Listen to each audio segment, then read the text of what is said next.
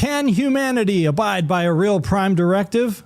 The species known for colonization, conquest, and rebranding interference as help. So when Star Trek tells us humans would observe a less advanced civilization and walk away, are we buying that or calling it the most optimistic science fiction of all time? We're going to get into it. I got the guys with me. Here we go. Attention crew, it's time to make it so. Reporting for duty are your fearless co-hosts, Crewman PVG, bringing the logic, Crewman Mgyx, keeping it bold, and Crewman Tommy, ready with the photon torpedo of hot takes. From classic episodes to new frontiers, Klingon phrases to Starfleet trivia, no quadrant is off limits. So grab your tricorder, set your phasers to fun, and prepare for another warp speed ride through the final frontier. This is Technically Trek. Laying a course, maximum warp. Aye, Captain. Engage.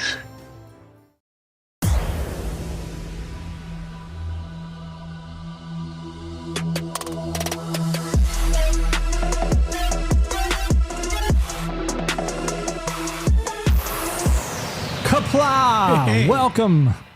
Why'd you interrupt me? All right, Kapla, everybody. I'm Crewman Tommy. Welcome to the show. We're live, by the way. We can't go back and edit that little blunder out. We got Chief Scott in the chat. Jump on into the chat if you're here watching us. Let's introduce the guys here. PVG. Hey, Merry Christmas. All right, let's jump over to Mgyx. Wow, that was it. Hey, short and sweet. Merry Christmas. Yeah, magic. I put the N in fun. And when the fuck did we get ice cream? If you know, welcome back, Crewman Karen in the chat. We have not seen you in the house in a couple episodes. We missed you, by the way. Happy holidays, everybody. Thanks for tuning in. PVG is stuck in promotional posing mode. It's one of my Christmas Yeah, gifts. is there a little website to mention for the person who made those? No, not yet. Okay. Not yet. We got IB in New York City. Trekbot is with us, New York City. a.k.a. Mr. Sci-Fi Fan 2. I'd like to meet Mr. Sci-Fi Fan 1 also. And Well, cool does that mean there's a 3 or a 4? SIL, Crewman Sherry. Oh, Craig Colbrecker. I just saw that. We got so many chats, I can't keep up. The live chat is just blowing up right now. Man, why is my Delta not? I think it's because this is on the wrong side. By the way, if you're wondering what we're drinking tonight, I got a full stash of Midnight Moon Shake, vanilla flavored. Thanks and I'm to rocking a Diet Coke. New Baden Liquor, our supplier of alcoholic beverages. Lime margarita, Cutwater. We pay for Oh, them, man, of course. I'm all out of focus Cutwater. because I'm moving around. Yeah. PVG with the Cutwater. Cutwater. And Magic's got the Diet Coke I think you pulled out. I got the Diet Coke as the first part of my beverage. The second part will be added to that here shortly, Okay. i.e. Red Stackington. Here, hold up that little koozie up there. That was a Christmas present from my son Oh, you're Jack's, cropped off. Hold it in the middle. my son There you Jack's go. girlfriend, Mackenzie. Thank little you, more. Mackenzie. Oh, it's a Windows Ma- 95 yellow mouse cursor. Yeah. Mackenzie, what's happening? Why is my moonshine getting warm? Mac, you're the best. We need And for those that want to know in the koozies for future, everybody. my Oh, future gifts that I accept for Christmas, New Year's, and birthdays, Jim being Red Strap. You're looking a little low there. I am. Do you have don't know backup why. or is that it? I think I backed up a little bit because I Okay. did have to reach back and get this bottle. Ooh, I do not have a you whole just lot finish left. that up. Oh, there is a Mr. Sci-Fi Fan 1 that reviews old 80s and 90s science fiction. Okay. Well, I guess we kind of do that in a way. Very earlier. interesting. Yeah, because I've been on my TNG DS9 kick. How far I are you did- into your DS9 kick? I don't remember because I watched DS9 early in the week. I probably watched 4 episodes. So I'm probably at about 6. Well, let me tell you what the last episode I watched was, and then maybe that'll tell Okay. you. Oh, I did end up watching that episode where the Ferengis create like their little squad and they go try to get Moogie back. Oh my God, I hated that episode. It wasn't terrible. It wasn't It terrible. was horrible. It wasn't the best, but it wasn't as bad as I thought it was going to be. And what was the other one I watched? Well, then I watched the one right after that, which at the moment I can't remember what that was. So I watched a couple, maybe not as many as I thought. The Magnificent Ferengi was that was the first one I watched this week. And then I watched the one right after that. What's the one right after that, IB? Man in the Chair. Let me know. Who did anybody else watch anything? Star Trek wise? Yeah. What else is there? I watched I DS9. I've completed DS9. I think I just watched I watched a whole lot of Star Trek shorts that are randomly coming Technically up through Trek? my feeds.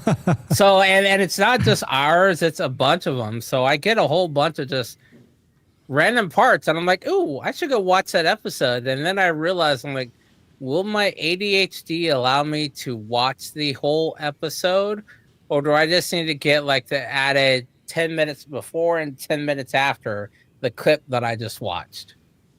They should make a Cliff Notes version of Star Trek episodes. Yeah, I'm trying to get better at doing the shorts. So some of you have maybe noticed that I am posting a little, a lot of shorts, and it's helped grow the channel. I don't know if it's actually helped grow the podcast, but the channel itself has definitely grown into thousands of subscribers now. And what I'm trying to do is I'm trying to post clips from episodes of TNG, Enterprise. I mean, I've posted clips from almost everything, but I bought the Blu-ray set of TNG, and those are all in 1920 by 1080, so they're all in high def. All of those DVDs I have from like Picard season 3, Discovery, those are all 480p. They're terrible. Like when I post those, you can tell the quality is crap. Right. I mean, I might as well just be screen grabbing off the stream. But the Enterprise Blu-rays that you brought over, those are 1920 by 1080, so those are HDs, so those are nice. And I think the episodes of TOS that you brought on Blu-ray are also HD, like upscaled. So those look decent, but I found that the clips that do best are space battles. Space battles do really well, and anything with Riker in the thumbnail does really well. You put Riker in the thumbnail, and it's an automatic 100,000. You know, it's like, all right, well, I got to have criteria. The criteria of searching for clips is now, is Riker in the scene, and is there a space battle in the scene? And all right, if you get those two together, you're going to do pretty well. We talked about this a little before, and before we get too far into the show, maybe we can come back to it here later. But I know if I forget to mention it now, we'll never get back to it. It's a weekend. It's a classic Friday night. You're about to get off work. You're about to make plans. Whether that's you're going to hit up. It's a McAllister weekend, if you know, you know. Mm-hmm. Who 3 you people bringing, know. Who you bringing in? Who you bringing in the car with you? Kirk The or 17s. Riker? Are you bringing in Kirk or Riker? You got to bring Riker. If you're going to the club, you're taking Riker with you. Are you sure? Yeah. You're not bringing OG Kirk? I'm not talking about. I'm talking Admiral OG. Kirk. Yeah, I'm talking at their prime. At their prime. I'm still taking Riker. Okay. Because if they had to, because imagine if Riker were on TOS with William Shatner, I think William Shatner would have had him fired. William Shatner would be like, I need to be the sex symbol of this show. Oh yeah, I think Kirk would have relegated his role to more like a Picard, a scientist. Because William Shatner wanted to be the center. He would immediately go into beta mode. I'm talking to the character. I'm not the actor. The actor would have been like, "Oh, fire him," but I think the character would have gone into beta mode. I was at a convention one time, and Jimmy Doohan was there, and he spoke to us, and he said that William Shatner, he's a great actor, but he's a dick at the same time. He always wanted the best lines, the best lighting, best of everything. Well, that's why they said he would not be in a Kelvin movie. Because there was an article about this where William Shatner, the only way he would be in a Kelvin movie is if the movie was about him. And J.J. Abrams was like, it ain't going to be about you. They proposed it by pulling him out of the Nexus again. Like literally, I know we talked about it before about the Nexus, but that was one of the legit ways that they were going to bring him back. Is to once you go into the Nexus, are you basically alive forever? So, and that's kind of what you were touching on, is they were like, well, he was in the Nexus at one point. We could just go in there and pull him out again. And it's literally like making duplicate copies of yourself.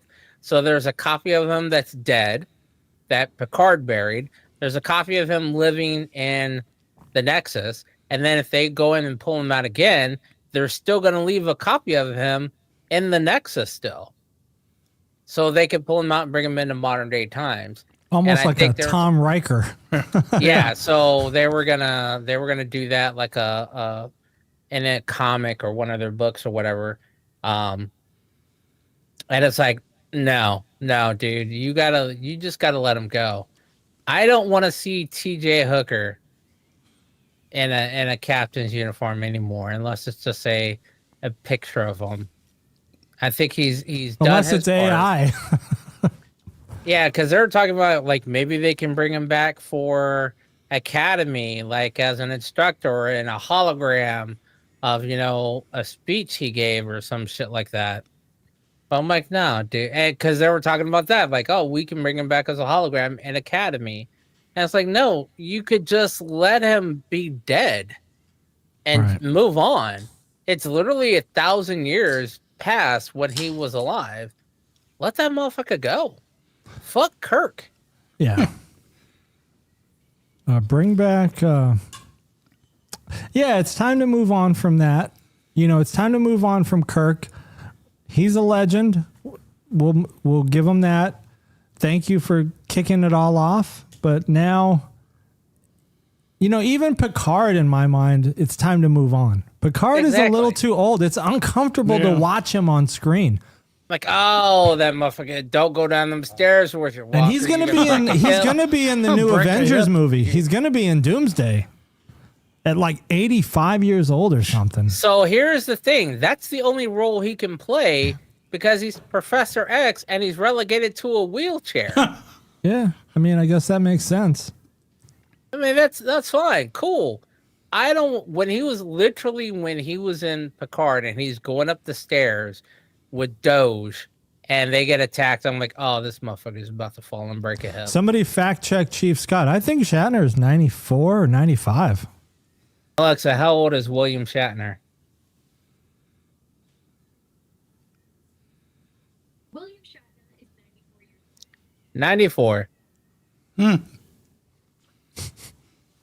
I guess you're right, Chief Scott. He is close to 90.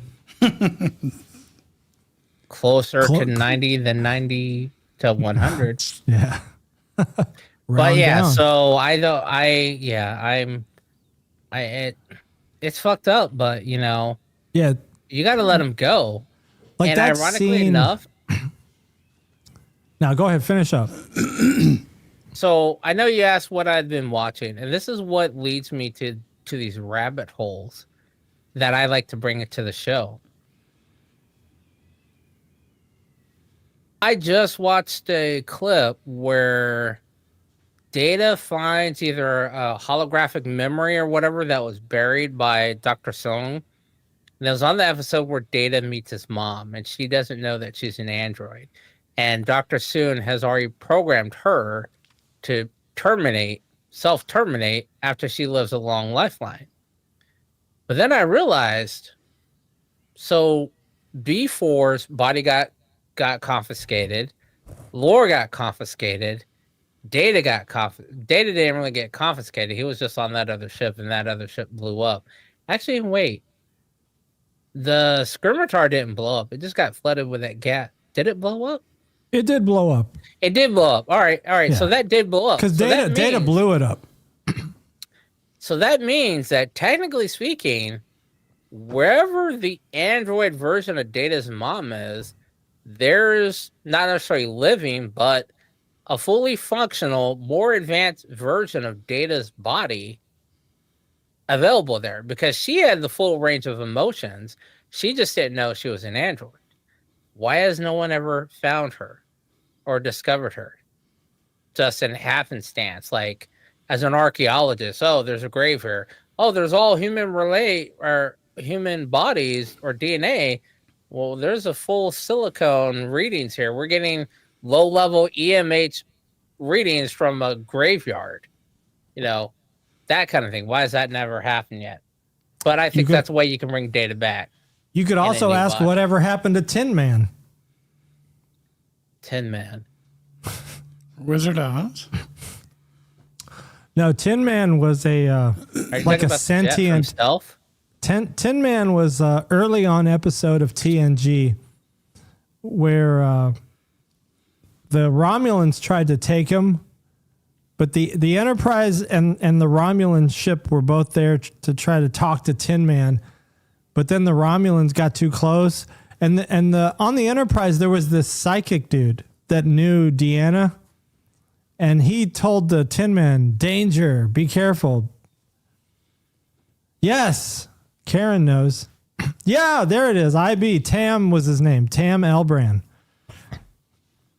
And so when the Romulan ship got too close, Tam did a telekinetic message or whatever you call it to Tin Man, the ship, the sentient ship, and told it, hey, this is danger. And the ship just sent out this pulse, and the Romulan ship just exploded. Like it blew up the Romulan ship, but it also did some damage to Enterprise because they were caught in the crossfire of that. Ah, you're talking about the floating poop. It looked like it. Yeah, it looked like a little floaty poop. With a glowy, flowy poop. Yeah, okay. Deanna was, I guess, Deanna was his psychologist or something back in the day. Yeah, this guy, I never liked this dude as an actor who played him. I'm looking at the images. Yeah, he was a little over the top, Lynch. but I think he did all right. I mean, the episode was fine. But this goes back to that question where we were asking, how come no one followed the Nexus? How come no one followed V'ger, right? How come no one followed the probe that came for the whales? Like, we just let these things go, and does no one put a tracker on them or something? You would think that Apple. What is the one? The AirPod? What is the Apple one? Just Apple throw an tag? AirTag on them. Yeah, throw an AirTag on that shit and be like, all right, cool, call it a day. Yeah, because we got to know where these guys are going. Because what if they come back? I mean, that's like 4 movies right there. They came back. Star Trek. They came back. 3-Eye Atlas. What happened to 2-Eye Atlas, 1-Eye Atlas? So you're thinking of the wrong thing of what the Eye Atlas stands for. The 1-Eye Atlas is the first interplanetary, and then the second is the second interplanetary. The 1-Eye Atlas was a pirate. And the 3-eye is the one-eyed Willie. But you know what I'm talking about. Ski. No, I hear what you're saying. I think they just came and went. They came and gone. But we don't. Well, but he does have a good point. We don't do that now. Like, we could send a rocket to intercept. We could have sent a rocket to intercept with a series of probes to just land, grab hold of the rocket, use your fusion. You're talking about 3-Eye Atlas? With any of them. I don't know. Do we have the technology to keep up with the speed of 3-Eye Atlas? Dude, it surrounded Mars. We watched it go around the sun. V'ger. We had time. V'ger, we need you back on Earth. Dust off one of these crusty, dusty Gemini rockets that are been turned into a museum. Go ahead and pull up one of the Challenger or Enterprise or Endeavour booster rockets. Call up Elon and use one of his. You could literally turn any intercontinental ballistic missile into a spacefaring vessel one-way shot. You could at least attempt it even. But we watched it go around the sun. We had time. I think we would have time. I was just looking at IB's comment. If this were a real life Starfleet, do you think Section 31 already exists in the real world? Yes. Probably. Is that the crew that I'm thinking runs Area 51? Is that the Men in Black? I think that is a 50s ploy that's a red herring for the real Section 31.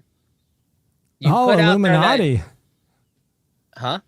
The Illuminati. I wasn't gonna go with that, but whatever.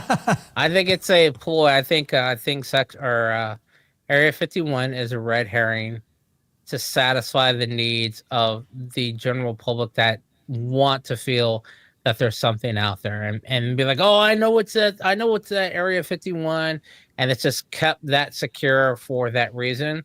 I do not believe the real behind the scenes Section 31 is anywhere near. I don't want to derail us too much from Star Trek, but this is in the realm of science fiction, possibly. Just real quick, true or false, we did land on the moon. And Neil Armstrong walked on the moon. True or I say true. Mgyx? Hold on, I want to pull this on real cool. Reflective mirror. I wonder if SpaceX is looking at 3-Eye Atlas right now, or not SpaceX. In the chat, Space Force. IB, Karen, Chief Scott, did we walk on the moon?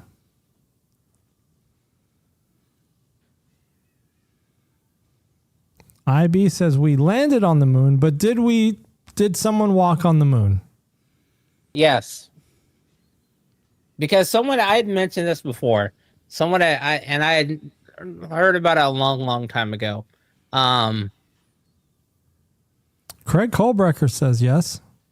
We did, because we left a mirror on the moon that you can, if you have a strong enough laser, you can point to it to calculate the distance from the moon to the Earth. So there is that moon. We did land there. We did leave that piece of equipment there. And there's other things that are available there as well. Let me ask this question then. If we did land on the moon, why have we not come back? Right. Do you believe this story that you see that we now no longer have the technology to go to the moon? Do you think that that's true, or do you think we just don't care about going to the moon? I think the interest wasn't there. I think they can if they wanted to.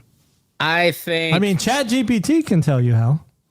We've done that, literally. The first time I used ChatGPT, I was like, calculate a launch trajectory to launch orbital flight of the moon and return back to Earth. And it calculated it. And what's the name of the show? Chief Scott just said we wanted to outperform the Russians. What was the show on Apple TV? For All Mankind. Yes, For All Mankind. So part of that is true, is once we beat the Russians, because that was the height of the Cold War, public interest was lost because it wasn't the government's agenda anymore. They wanted to get into the Cuban-Iran crisis and everything else and blah, blah, blah. So they remove focus from space and put it elsewhere. You're talking about the real world. Yeah, real world. Real world. Yeah. In real life, after we beat the Russians, they started changing, pivoting to other subject matters. And I think this is also where they really realize that with today's technology of television, radio, they can really influence what the United States or the general public believes in and gets behind just by putting it in their face, because they put the Iran-Contra affair in there and the Cuban Missile Crisis. And the next thing you know, all of us as kids are doing goddamn missile drills hiding underneath desk. You know, Man, I hadn't heard someone talk about the Iran-Contra affair in a while. but that's Who was the thing. guy? Who was the Marine that was? Rocky Sickman. No, Oliver North. Oliver North. Oh yeah. Man, I haven't heard those names in a long time. Yeah, so you put all that out there, and guess what? Now you have no interest in science. And then all of a sudden, what pulls interest back into science? The Challenger explodes with a teacher on board. And you get a little bit of a push. And then all of a sudden, it goes away again. And then you get another massive disaster. So the only thing that's really kept I see as keeping the interest in going to space viable has been tragedies, unfortunately. It's shitty. Yeah, I mean, I think it's all fizzled out now, right? Because space shuttles are all retired. Like Karen just said, space station is being retired. People think that the International Space Station is retired, and they're like, "Oh, it's the first one." It really isn't, because I remember when I was a kid. What'd you say? Skylab. Exactly. I remember Skylab as a kid, and I remember it because I got it mixed up with C-Lab, which was a cartoon. Oh yeah, I remember that. And then I was talking to my dad. I'm like, is it Skylab or is it C-Lab? He's like, boy, what is wrong with you? I was like, which one is it? And he had some of his Air Force buddy bring me books, and they're the like big, like huge books for kids. And I remember reading about Skylab and a couple other things on. They show you like how Skylab is built and the different compartments. And I'm like, oh, this would be a cool show, kind of like the Thunderbirds. Yeah. And then all of a sudden it went away. I did not hear. I for a very long time thought Skylab was still in space. It was just too far out. I thought it like drifted off and was no longer here. I did not know it crash landed and it deorbited and crashed in Australia. I learned that years, probably when the internet first came out and, Google searching, became a thing, is when I found out it deorbited. But yeah, the International Space Station is not the first one. And the other question is, if it's going away, why are we not building another one? Or is there a plan to build another one? Or are we doing something else, going to Mars? I think we're probably going to do something top secret. I think they're pushing for Mars. I think what you have, kind of like what the topic was the Karens of the world are saying, we don't need to go back. We need not to the just crewman Karens. No.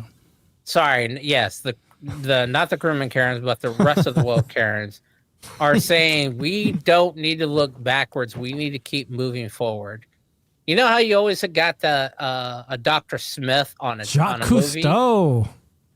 Like there's always one guy who's like, no, we have to keep going. Like there was the guy on the Titanic that against all the other people that knew what was better, he was the guy making the most noise and pushing the ship and pushed the captain and thus hit an iceberg and got destroyed. Dr. Smith in Lost in Space gets everyone's technical knowledge. He's like, no, we got to keep going, and then fucks it up for everybody.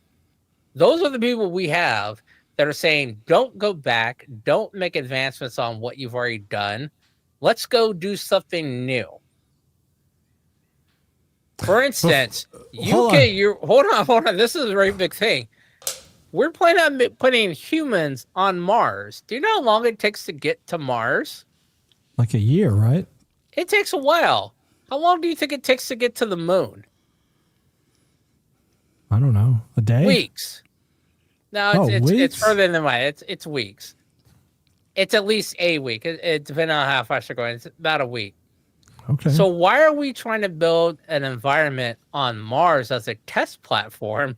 Why don't we build it on the fucking moon in case something happens? You have a ready backup. Did you mute? Press the wrong button.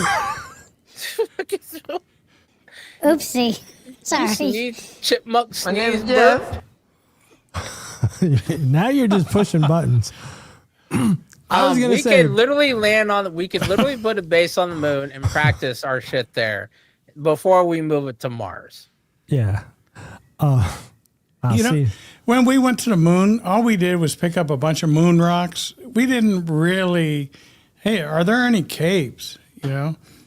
Caves on Earth, you see ancient writing, paintings on the wall. And we really, I don't know if they really did that on the moon. If there are, surely there got to be caves. Paintings in the caves of the moon? Or caves or whatever. That's be the place where it would be last a long. All right. Yeah.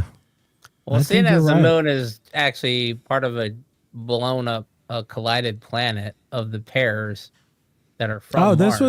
This was from the other night, technically unsound, right? Yeah, kind of. So there's a lot of people that think that the planets were just dust and they gathered together and they formed over time and they just started building planets, kind of like a water particle picking up dirt and just building mass, like a snowball rolling down a hill, building up, getting bigger. Yeah. When in more and it stands more reason to show that planets are born from the sun.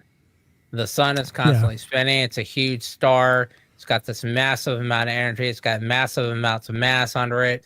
And it literally spits out excess mass when it becomes unbalanced. And it spits out a ball that cools as it gets away, has the same plane where all the other planets are, and it comes out rotating, like throwing a massive curveball. Well, basically, they're showing that almost all the planets are done in that manner. They all are on the same general plane of spherical plane. They all pretty much have the same rotation, and they're all still orbiting the sun. And the ones that are showing that have moons, like we have a decent sized moon, we don't have a close planet that matches our proximity. The closest one, I believe, was Mars. They're basically saying that the remnants of Mars, and they come out in pairs. They're saying that the remnants of Mars pair that was destroyed is our moon. It's not just leftover debris that didn't get captured by Earth. Does that explain why planets are all on a flat plane? Yeah, that's the spherical plane that I was talking about. Kind of like think of it like a big spinning top. You spin it, and you got little BBs or marbles inside of it that after they hit a certain rotation or weight or force, they spit out. If you spit out IB says it's called the accretion disk. Accretion disk. Oh, okay. Not to change the subject, Magic, your delta's on the wrong side. Oh my God. That's because the microphone is on the side that he doesn't want to block the mic. You need to switch the screen then. Do a mirror the screen flip. All right, well, let's get into reality. Let's get into the Prime Directive. Can we talk about the Prime Directive? Okay, so great. This is what I'm going on. Touches on that. All right, Prime Directive. The people that are influencing how we go through the loud talkers, the Karens and the Kevins. Those are Karens. That's the reason why. He's mirror magic. I'm mirror universe magic. That's the reason why we cannot live off the Prime Directive. Because these are people that don't know when to shut the fuck up. Much better looking than regular magics. I was gonna. Here, Mirror Universe Mgyx really doesn't wear glasses. He wears a patch over one eye. I should. I should. So yeah, And he's a Klingon. the Karens and the Kevins are the ones that won't allow us to live by a prime directive, because they're always going to want to know.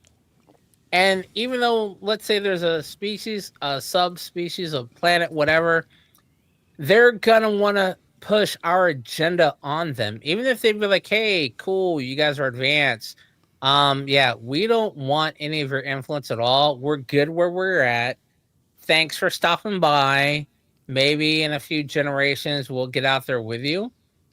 That Karen is going to be like, no, you're saying that because you're dumb. You don't know. We need to help you along. You're going to go through so many hardships, and it's so much better if you don't go through the hardships of learning this. We need to tell you how to do this and how to do it correctly. That's why we will never be able to have a prime directive until all the Karens and Kevins. We're going to ask PVG the question, because I think that was what we agreed upon before he walked into the room. Mgyx and I said, Mgyx and I said, we're going to let PVG talk about the prime directive and answer the question, can humanity, our humanity, this humanity that we live in, can it ever abide by a prime directive? This species that you know right now, the one that you belong to. Probably not. Why not? Just from watching Star Trek, I never knew what a prime directive was until I watched Star Trek. Even though, well, for our new listeners, briefly explain what a prime directive is. You can't interfere if you go back in time, whether it be in the past or in the future. You can't change anything. Period. You went way technical. That's the temporal prime directive. But even whatever, I mean, either you go in there, if you, let's say you go in the past, and you see. Well, let's say we don't go in the past. You see a ladybug. Let's say we don't go in the. Let's say we don't go into the past. Okay, you go in the future. All right. Well, you go in the future and you see a ladybug. How about we stay here? Whatever. How about we stay here? There's no time travel. All right. 6, 7, 6, 7. So basically what you're saying is we can't interfere. You can't interfere. Whether it's the past or the future. Just being there, you interfered. Once we were what's the word? Reveal ourselves. Not even that. Once you get there, you've changed something.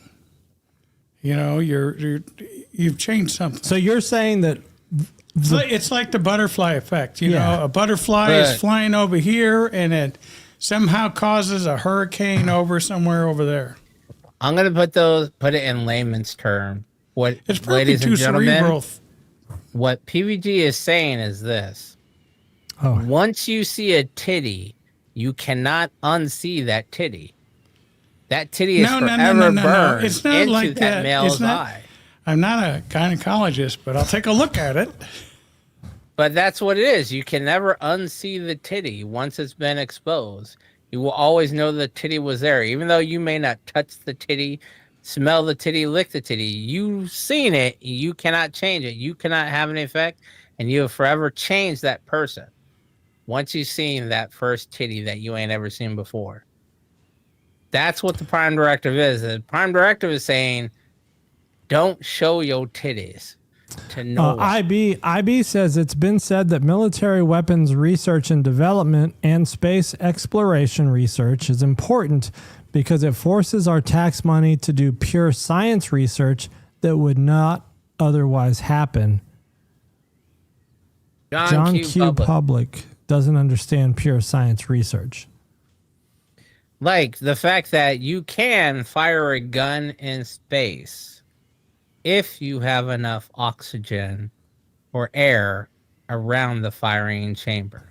Let me ask a question, because one of the biggest comments, like recurring comments when I post shorts of space battles is people say if this were a real space battle, there would be no sound.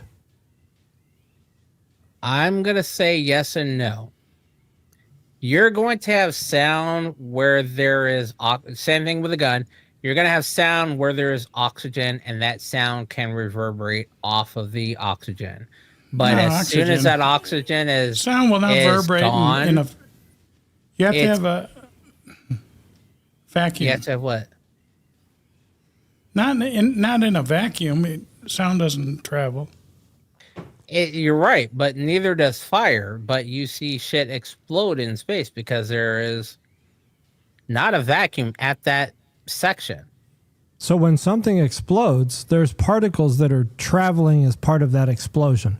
So could you hear that? So if you're in the middle of that, you would definitely hear it because there's air around you. You're like in a pocket of air. It's quickly diminishing. It's not going to be like a huge explosion that you're going to hear for minutes. You're going to hear like a boom. And then as soon as that air is gone, sucked into the vacuum of space, there's no more air. There's no more fire, and there's no more sound. And there's no more you because you're dead. And your body didn't burn unless it's a pure oxygen fire. Your body boiled from the inside out due to pressure being released. Honestly, I think you would hear what was the submarine that imploded? Oh, the one that went down to go see the Titanic? The Real Atlas. You're gonna hear what they heard, what we heard from the sonar, that puff of sound, that muted sound like a firecracker. That's what you're gonna hear. Well, and the but only you would reason be why dead first. Yeah, you would be dead very quickly. I think the only reason why you actually see explosions in space, like when starships get blown up, is because one, they're pressurized, two, they have oxygen, gases, and other gels that are able to burn and are not affected by. At least it was quick, itself. IB.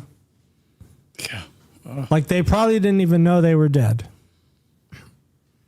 I think they knew going into it they were going to die. Well, they were afraid for their lives. Yeah, when that stuff is leaking and those alerts are going off, you pretty much know it's the end. But at I least would say in the last 10 minutes, they knew. They knew it was over in the last 10 minutes. Up until then, they probably held hope. If they had just brought an Xbox controller instead of the PlayStation 5 controller, the batteries went dead, right?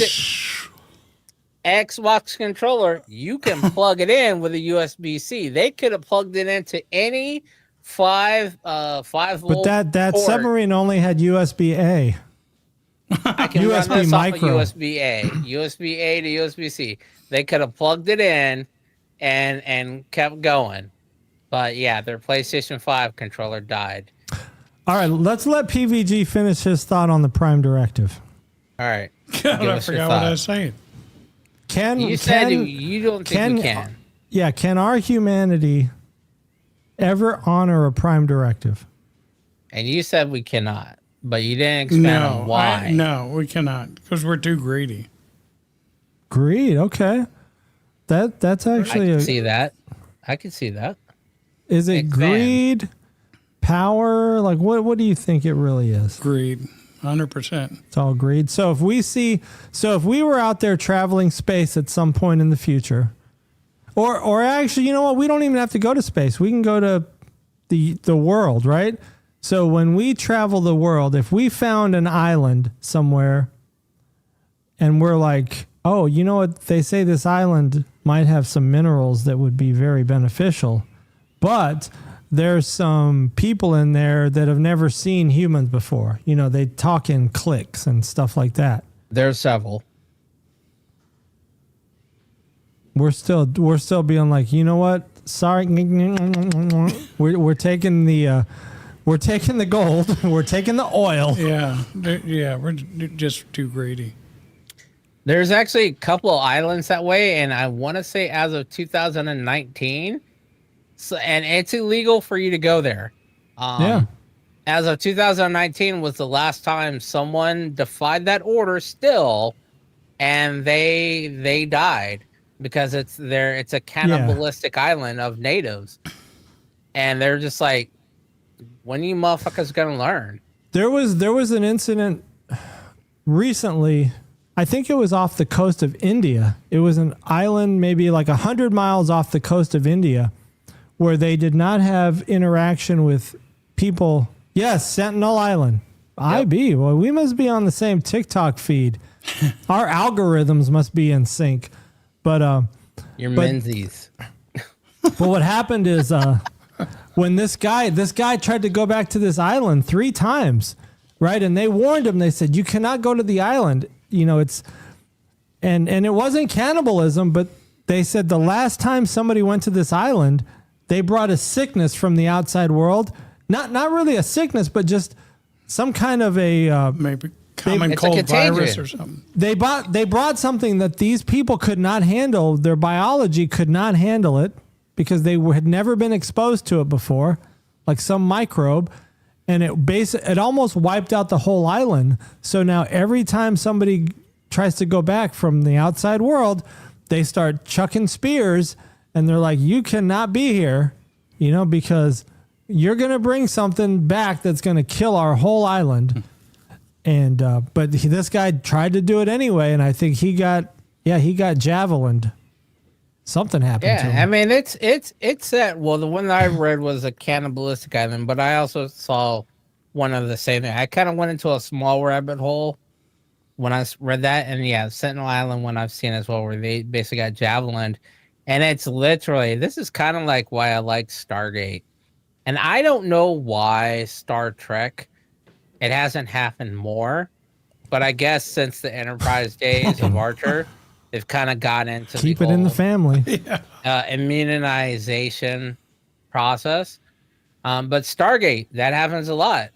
They go to a new world and they're like, oh, well, you guys brought a pathogen that's okay for you, but it's never been seen or on this planet. And you guys are interacting with these villagers and now you're killing them. And it's like, man, that would be kind of a cool series. It'd be like, oh, shit. We have to have a special team go behind all of these Star Trek First Contacts or just planets that, let's say, they're aware of it, but they don't fuck with you to keep up medical incidents. Or a better series, Star Trek Medical. A ship makes contact with a planet. They've been doing whatever for the Pasteur. And all of a sudden, an outbreak breaks out on that planet, and then you got to call in Starfleet Medical to come figure out what ship brought this pathogen over that's threatening worldwide pandemic scale outbreaks on these planets. And they got to figure out what it's from. That would be a dope show. Copyright that shit. Guess what? It's episode 46. Man, we're coming up on that 52. We're coming up on the year. Last podcast of the year. This is the last episode of the year. Is this the last one of this year? Yeah. 2025. Wow. We should have did a year in review. Man, that would have been good if I would have did a year in review. You could still do that. We could do one. Tonight? I mean, what are you doing? Yeah. How busy are you going to be over the holiday? I don't know how busy your family New Year's Eve? You know, I'm out partying, man. Yeah. Are you got a gig? Crazy. What? You got to get, that means no, you don't have a gig. No gig. No, I stopped doing New Year's Eve gigs. It's too much of a burden. What about you, PVG? You got a gig? You got something going on New Year's Eve? I have no plans that I know of. There you go. New Year's Eve. A very special year. What night is that? Wednesday night? That is on Wednesday. JVG is going to be in Florida. Oh, well, if you... all right, well, if you're free, then maybe we can do something Wednesday night. Oh, yeah. Yeah. All right. I'm not official, but maybe we can. Like a bring in the new year. Yeah. But let's bring in the new year for like a time zone like Paris or something. Because so that'll be go like to bed early. Yeah, that'll be like 7 o'clock our time. Well, no, you can't do Paris because that I won't even be off of work by then. Wait, you got to work on New Year's Eve? No way. Hell yes. Ah, come on, man. I thought you worked for the government. Still Hey, gotta you're a work New Year's G-man. Eve. Come on. I'm off New Year's Day, but I gotta work New Year's Eve. All right. Would you consider a non-agenda podcast on New Year's Eve? You mean like a technically unsound podcast? You're talking about like locker room talk? What? You're talking about an M3 What? Music Media Mary Jane? Something like a Rumble? Music, movies, and Mary Jane. Whoa. What a concept. All right. Maybe we'll do something. Yeah. We can do I something. think we could do that. Do we want to bring another guest? Oh, Crewman Sherry's saying she will sit in the chair. Yeah. Hell yeah, we're down for it. Crewman All right, Sherry, it's done. I texted Crewman Tommy on the way here, and I asked him, should I stop by Crewman Sherry's house to pick her up? See, and this is what it'll look like. See, we got the fourth chair right there. We got the empty seat right next to PVG. We'll make sure he bathes and deodorizes that day. Yep. And doesn't wear shorts. Well, yeah, it's too cold for that anyway. Yeah. All right, so I'm that'll wearing be, basketball what night shorts. is that? Wednesday night? Yeah, Wednesday night. Yeah. All right, maybe we can get Crewman Patty out here too. We got, do you see how I rearranged a Yeah, little? I I got the noticed couch that. right there. Oh, you got a little spot on that couch over there. Oh, she wants to have a production meeting tomorrow. We can do that. What's tomorrow, Monday? Yeah. All right.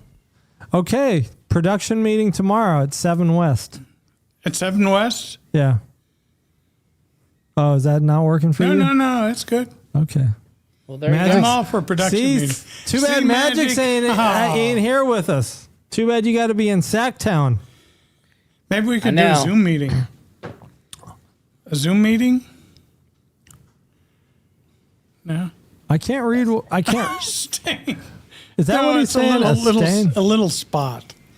He's got a white couch over there, and it's got a little. Where on that? Yeah, I'm a little embarrassed. I know. I don't like that white spot. I guess turn it over and turn it upside. Nah, it's got Velcro on the back.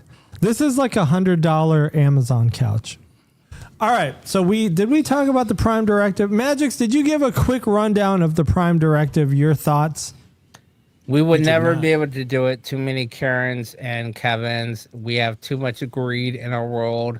And you have religious zealots of almost every religion that would try to impose their will on those other people. That's a great So that point. alone, yeah, we would never be able to do that. I mean, if you think about the reality of it is when in our human history, if we encounter a weaker species or uneducated or less able species, we do everything we can to dominate them. Like we want to influence them. We want them to adopt our ways.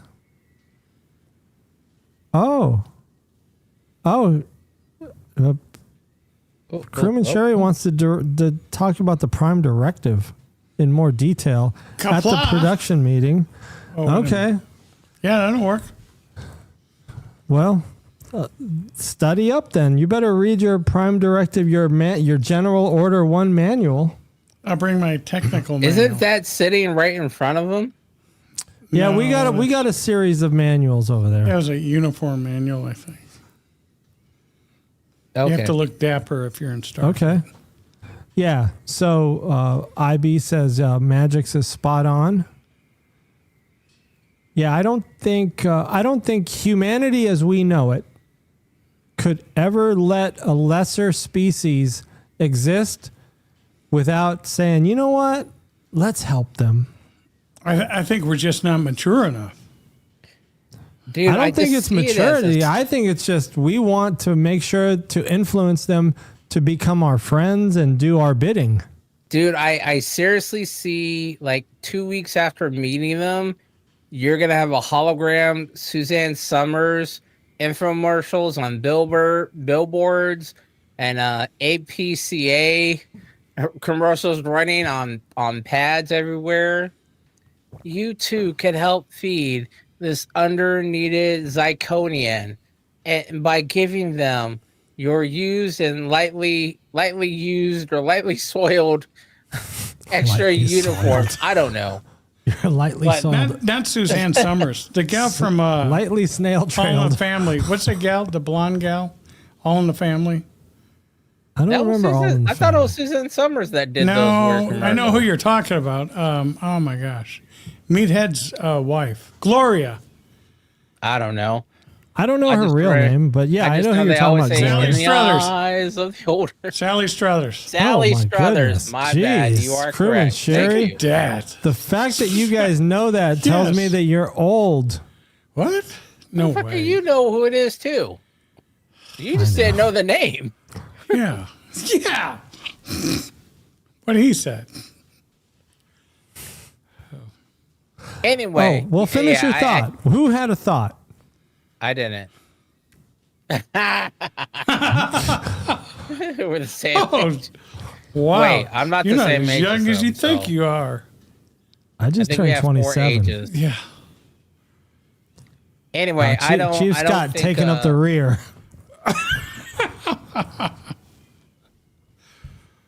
Ooh, all right, moving on to the next subject. All right, next subject.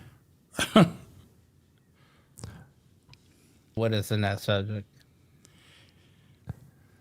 The new castings for Strange New Worlds. We got Thomas Jane is going to be Dr. McCoy. And I don't know this dude's name. I was going to use my typical name of Ching Chong. I'm trying to be slightly politically correct. And he's going to be Sulu. And so I'm actually okay with the Sulu casting, but I did have some people tell me today when I showed them the picture, they're like, "Is that a man?" That is a definite questionable thing. Let's see an Adam's apple. Thomas Jane, though, my problem with Thomas Jane, I like him as an actor, but he's a little old to be McCoy at the onset of like the Kirk era. McCoy should be a little bit younger. Thomas Jane is like 52. He's 56. Oh my God, that's way too old. Way too old to be young McCoy. I mean, literally, it's young McCoy that he's going to be playing. How can you be 56 playing young McCoy? I mean, that's older than old McCoy. All right, I need to look something up real quick. I need to see And let me how read old let me read the blurb while you do that. The final episode of the 5th and final season of Star Trek Strange New Worlds wrapped filming over the weekend in Toronto. And today Paramount announced a holiday surprise for the fans by revealing who's been cast to play 2 iconic characters from the original Star Trek in the Strange New Worlds series finale. So we're not going to see these guys for another year. So here's the thing. Thomas Jane is 56. Old. He's dead, Jim. Paul Wesley is 43. Kind of old to be playing young Kirk. Most illogical. He doesn't look that old, though. He doesn't look as old as Thomas Jane. Thomas Jane looks old. No, yeah, 56 and 43. Those are two. Yeah. That's at least, what is that? 10? Like when Well, I'm I a turn doctor, not a 43, I mechanic. hope to look that young. I'm a doctor, not a mechanic. He's 13 years. There's a 13-year age difference. That's almost me and my brother. And how old is Makasaki Chakatuga? Wang? I don't know that kid's name. No, The only seriously, thing I I don't. know Does it Thomas not Jane show his from is name? the sweetest thing. Wasn't Thomas Jane the Punisher? No. Yes, the OG. Yes, he was. He was one of OG the Punisher. Yeah, he was a good Punisher too. He had some straight to video Punisher. And then there was like a YouTube short that was made, like a Punisher short. That was awesome, where he was doing his laundry. Did you ever see that one? I thought No, but it keeps freaking me out that I keep forgetting that Paul Wesley is was Stefan. Yeah, from the Vampire Diaries. From the Vampire Diaries. Like, I never get that. I thought the Punisher was Josh Brolin. No? No, come on, man. No, dude. You're not big on Marvel, I see. You're more of a DC. Yeah, you're more of a Batman, guy. I'm Batman. All right, what is this kid's name? I'm looking this up real quick. Well, anyway, we just wanted to show you their pictures. These guys are going to be in Strange New Worlds Season 5. Like I said, Thomas Jane's a little too old for my liking. The Ching Chong guy, he's fine. You know, he's a young Chinese dude. But he's a dude. But, you know, Sulu said something about, in an interview, Sulu said, Oh, my. what's his real name? George Takei? George Takei. George Takei said Sulu was not gay. So what are the odds that you think that this writing crew is going to try to make him gay in this new reboot? Kai Murakami. You think they're going to try to make him gay in the reboot? Because George Takei said Sulu was not gay. Right. But I guess it's fine either way. We'll see. You know, it's fine. Allies right here. All right, let's see what's next in the news. Oh, YouTube had a glitch? What? Oh, it's probably for that tornado outside. But I'm not seeing it on. I don't see any drop. You know, I gotta check out Dr. Lizardo. I'm not seeing any drop frames. I hear all the wind.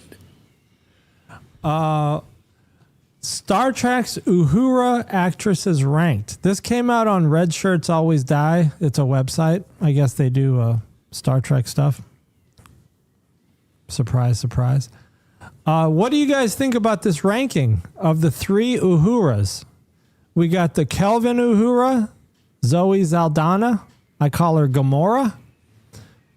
At number 3, Celia Rose Gooding from Strange New Worlds at number 2. And obviously the OG at number 1. I mean, the ranking's kind of dumb to even have the OG in the ranking. Who else is going to be number 1? Character I just got development. my research in. You have an age gap. Sorry, before we move on that. And I'm going to pull hers as well. So Sulu is 28. Kirk is 43. Bones is 56. Damn. Yeah, I think they're trying to do too much. How old is Bones? Thomas Jane is 56. Wow. But that wasn't the old Bones. When he was... I would be curious, how old was Dr. McCoy in the first episode of William Shatner TOS?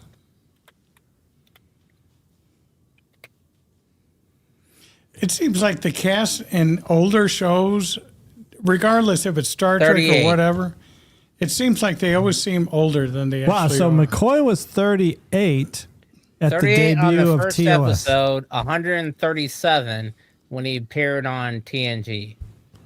And so this new guy is almost 20 years older in his... And this is supposed to be younger than McCoy was in his first appearance of TOS. That just doesn't make sense to me. But I guess they know it's the finale, so what does it matter, right?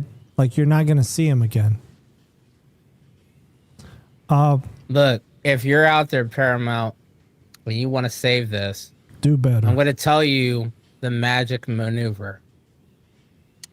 It's like the Riker maneuver. Which one? Though? Of the final episode of Strange New Worlds, you're going to reveal that Pike does not gonna go follow out and his piss in the wind? destiny. Yeah, I might be all over myself. And then Pike really goes rogue and joins Section 31 and forms the Terran Empire. And that is how you can pull these massive and wildly different age gaps for all these characters, is that you're in the mirror universe. and Pike is the leader of the originator of the Terran Empire. That's the magic maneuver. Well, like IB says, actors nowadays look younger than they did 50 years ago. Like 50 years ago, people looked old. Like someone 40 years old back in 1960. I get that. You went through hard times. You went through the Depression. You went through Right. World War I, World War II. Yeah, the Korean. We get that. That's not. That still doesn't negate the fact that you have a 56-year-old playing the best friend of a 43-year-old.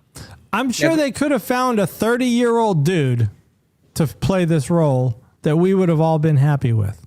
So, all right. So here's an example. What's the age gap between you and PVG? I don't know. He's probably 10 years older than me. And the age gap between me and you is what? 4 years, 5 years? Yeah, 4 or 5. Right. Now, Infinity is another 5 years behind me. That would be like Infinity being best friends with PVG.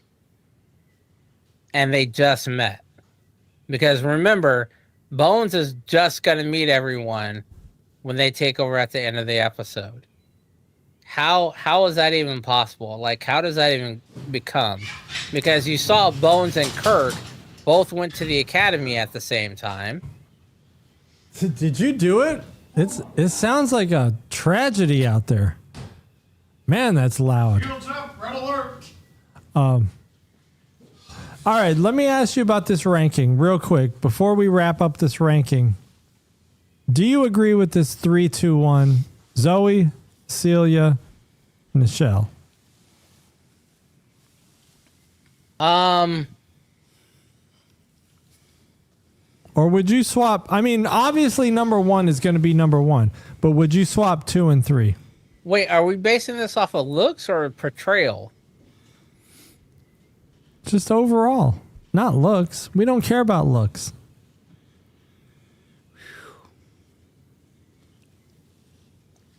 I'm going to go ahead and say Swap for 2 and young 3. ensign. Wait, number 1 is number 1, right? Yeah, that's old OG Uhura. We ain't. Her number 1 is not in question. I'm good with this list then. I mean, overall, I might even switch out. Shit, hold on. I know what I'm going to say. I mean, this is really hard because Nichelle pioneered so much in the world as an actress and her role. Well, that's why she's not up for debate. She's number 1. Yeah, but then you add in looks, and it's like I kind of would rather have number 2 than Nichelle. But you got to add in the time frame difference of the 60s and 70s versus today. Like, would Nichelle rock something that she rocked back then on a new show today? No, because they don't. Not unless the show is being made by HBO, which would be another dope idea, Paramount, because you're not Paramount can do it. to. I mean, if they Paramount can do it if they had the balls Strange to New do Worlds can show nudity if they wanted. They could also cuss, but of course, can't do that. Don't upset the nerds. What? I guess I'm kind of okay with this. You're just gonna keep it 1, 2, 3. What about you? You keeping 1, 2, 3, or are you switching? No, I kind of like. You going Gamora at 2? No, I'm going Celia because to me, it was more character development with Strange New Worlds with Uhura, and then Nichelle did great too, but there wasn't enough character development. She was always like second banana, you know. It was just she was and then Zoe, I don't know, she's good, but she's on Avatar. yeah, I'm gonna go looking. ahead and say 2, 1, 3. Kind of like with VVT. Me too. Like, Yeah. Celia had way better character development. It was cheesy at sometimes. You know, oh, I communicated through singing and song, but that was, I think, leftover wokeness. You can't help that.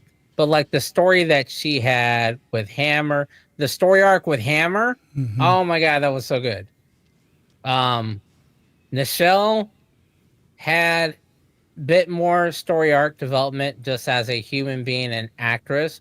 I mean, to get talked into continuing to do a show by the world's largest civil rights leader. Right. You can't do that. Zoe is more or less eye candy. I mean, I'm not saying it's bad, but you know what? Zoe, I've seen you as Gamora. I've seen you as a lioness. You always get mixed up with the other girl from the Tyler Perry movies. And you do make a good technical jargon speaking Ahura in action sequences. But your character development was Spock. You could have delved into that better and enhanced your character. Yeah, but she was only in a couple movies. I can't help that. Make the most of what you got. Right. All right. I mean, think of her acting. So I'm not saying she's not a good actress, but I'm saying look at what she did. Look at what her character did in the movies that she was in. Starting from number 1, she basically was a hussy's roommate, and did all. And you're saying that like it's a bad thing? No, I'm just saying. Say something negative. I mean, a lot of people were like, "Hey, show more of that Orion girl than of Zoe," because the Orion girl, I mean, doesn't look like she needed hamburgers to save her life, whereas Zoe does. Celia, if you're watching, keep up the great work. You're awesome. Time Please Magazine. Don't in the shows because it dates the show. Time Magazine's 43 most anticipated TV shows of 2026. And I pulled off one of the entries of their most anticipated, Starfleet Academy, which happens to debut January 15th. And all right, let that sink in your head for a second. It's on the horizon. It's 2 weeks away, basically. Yeah. Let me read their little blurb.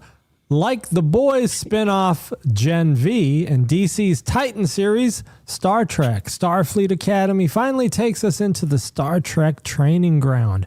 Essentially, it's Star Trek The College Years. A series bringing us into the boot camp era of Star Trek has been swirling in the ether for more than 30 years.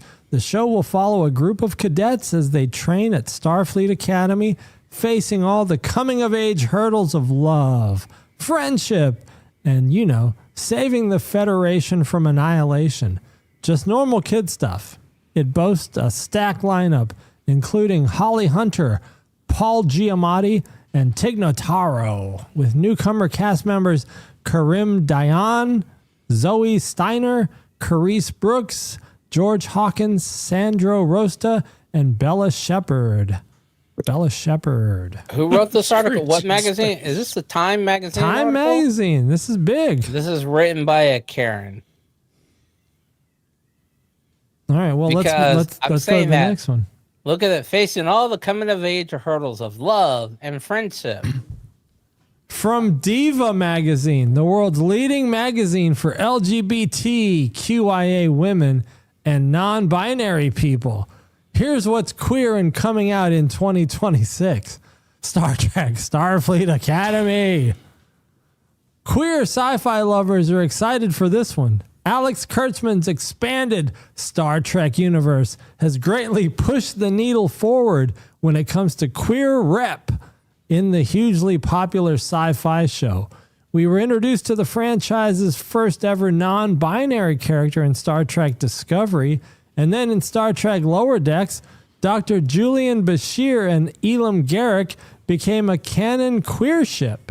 Suffice to say, we can't wait to see what this new series will offer LGBTQIA plus fans. First of all, Star Trek. All right, all right, let's go on to the next article. Should I tear it apart? We got one more article to get to. We're all right. We're never coming back. All right. This is just wrong. From Good magazine. 8 real college classes that seem too strange to be true and remind us that learning should be fun. And at Georgetown, guess what they have? Star Trek and philosophy as a class. This course swaps out dry philosophy textbooks for stories told from the command deck of the USS Enterprise. Using episodes from the beloved 1960 science fiction series, students ponder complex questions like, is time travel possible? Could you go back and kill your grandmother? I don't know what that's all about. What is time and what is a person? Must you have the same body to be you? Okay, that's just weird, but yeah, it'd be a cool class. You and I both know we would have, if this class were offered at Cochise College, I would take we would have signed it. We would have been in that class. I would take this class, no doubt. As repeat students. Mm-hmm. Yeah, I would just keep retaking it. Probably fail on purpose. Yeah. Or take it as an audit course. No, because eventually I want to. Never mind. You can take it. I would take the course over and over again. There's so much to unpack about this slide. Most of which I'm going to have to bring up after the show is over. I don't want us to get canceled. Let me say something quick about Starfleet Academy.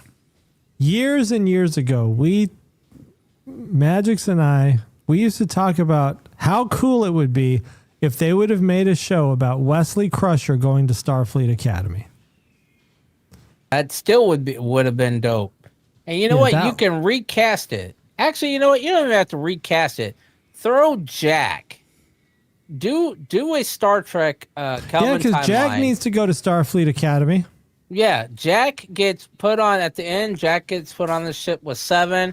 Let's say their first episode, he goes up and fucks up and gets sent back to the academy. Hey, did 7 of 9 ever go to Starfleet Academy?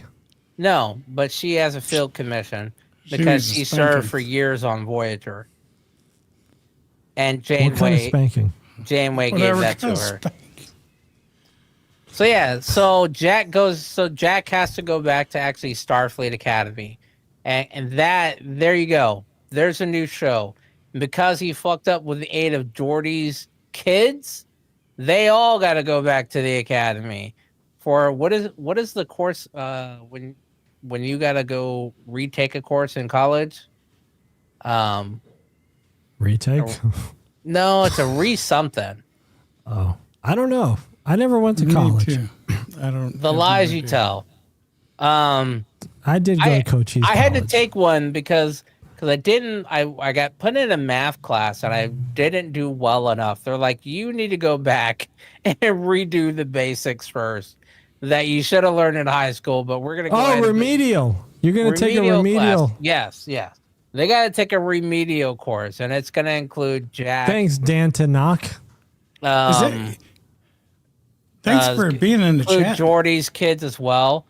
Yes, we talked about this, and they put a real college show there, not this Saved by the Bell in space. But like Mr. Sci-Fi Fan 2, aka IB, aka Trekbot, was saying, let's have Red Squad up in there, right? Let's have space adventures. Stay on target. I mean, not so much of the romance. If it were more than 10 episodes, I would say you could have some filler romance. But man, 10 episodes in this new era of Star Trek, that doesn't leave a lot of room. You know what? And here's the thing. Here's an easy way you could get around that. You could add elements of this romance in 5-minute increments per episode. Oh, hey, so-and-so dropped off. I mean, unless they're trying to go TVMA. I mean, yeah. I mean, you could show that. You could have like one episode where they actually hook up, but it's college. So you're not spending, I mean, reality is you're spending all the time with a chick that you're trying to hook up with. But in academy, we're above these things. So you're spending more of your time on your actual coursework and less time with, your biology study buddy. I But want to you see can have that romance steady with buddy, the. show up and be in the room when you guys are talking. And you have a line or two about your relationship, but then move on to the other shit, like the whole plot of the episode, Yeah. and not spend the There's just entire. not enough. Yeah, there's just not enough episodes. Like 10 episodes is not enough anymore. So this is what I wanted to bring up the other night when we were on Unsound is our metrics. So if you look at our age and gender demographics of our channel, look at the male. So we're at 96% male, 3.7% female. So I think Crewman Karen and Crewman Sherry are our only two I was about females. to say Karen, Sherry, and JVG. Yeah, there are 3 females, and everybody else is male or user specified. But our age brackets have actually gone down because there was a time probably 3 months ago where there was nothing below the 45 line. I know. Incredible. Everything was 45 and above. And now we see that there is a pretty good chunk, 18, 19, 20% of people that are under 45. So that's decent. We're getting the younger crowd into Star Trek, and that's what we want to do. I'm hoping it's Greenville University. Shout out to Greenville University. We support your lifestyles. Shout out to. Do we know what day? What the broadcast day is for Academy? I don't know what day it's going to debut. I just know it's January 15th. All right. So my question is going to be this: Watch party?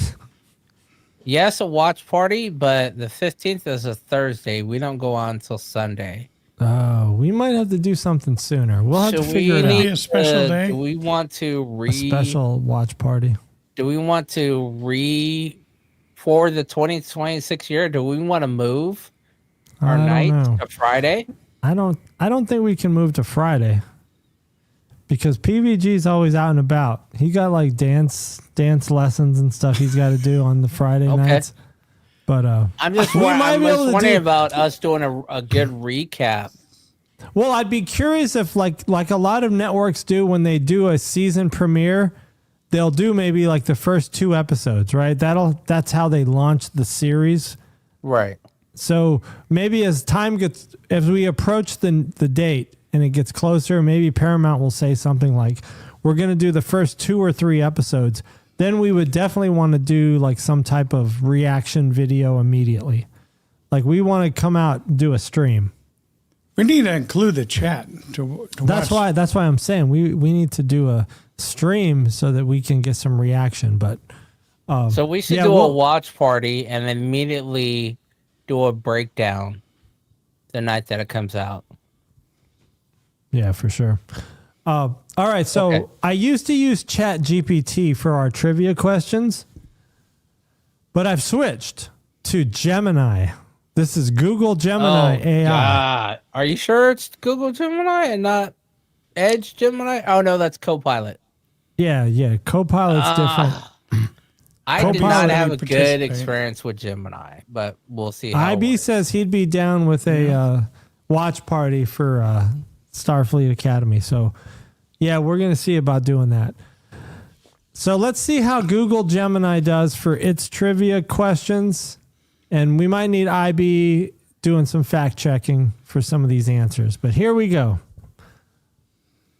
Engineering is the topic. Engineering. To neutralize a Polaron-based weapon hit that is penetrating shields, what is the specific Starfleet shield modification? A, rotating shield. I'm wondering if that meant to say mutation or nutation. Inverting graviton polarity or modulating to a higher frequency. A, B, or C, PVG? C. You're going C. Mgyx, what are you saying? I'm going to go with B. Inverting graviton polarity. All right. Let's see what Google Gemini tells us is the answer.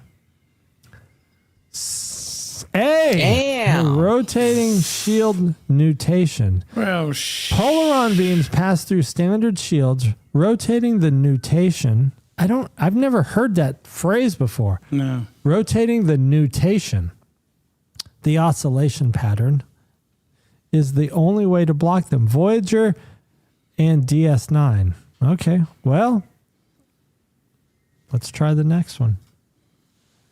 When a starship is operating in silent running or gray mode, what specific percentage is life support typically reduced to? B. You're going 15%. Mgyx, what are you saying? I'm going A.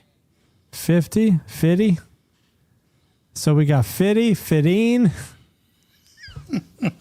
Let's see what Google Gemini says. Fitty. Fitty? Well, yeah, because I would figure you would drop to 25%, but then you need a contingency plan in case something goes wrong. So that's how I end up with that. That just sounded like 50 Cent, by the way. Standard gray mode protocol cuts non-essential power and drops life support to 50% to minimize the thermal signature. And if you need some proof from canon, Voyager episode, The Cloud. But you would minimize it more if you went 15%. But then it wouldn't matter because you would be dead Dead. Next question. or dead-ish. Hold on. IB, TrekBot says rotating the nutation was used to fight the Borg in the best of both worlds. So it's legit. It must be true.